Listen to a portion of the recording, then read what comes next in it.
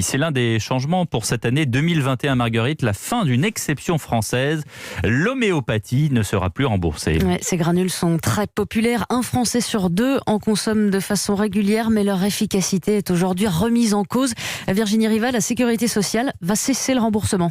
Oui, l'homéopathie sera désormais totalement à votre charge. C'est l'application de la mesure phare portée par l'ancienne ministre de la Santé Agnès Buzyn. Le taux de remboursement avait déjà été abaissé de 30% à 15% début 2020, mais là, c'est terminé.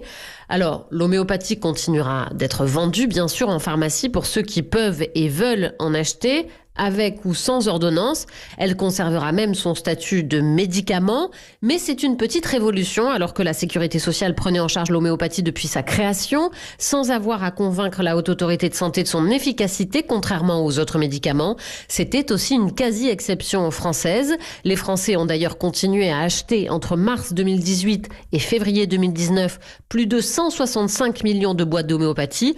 La mesure va donc permettre d'économiser à la Sécurité sociale plus de 126 millions. C'est ce qu'elle avait dû débourser en 2018. Reste une question, pas encore tranchée à ce stade. Les mutuelles vont-elles continuer à rembourser ces produits alors qu'elles n'y sont plus tenues ? Précision de Virginie Riva et nous en parlerons tout à l'heure avec l'économiste de la santé Frédéric Bizard, invité à 7h40.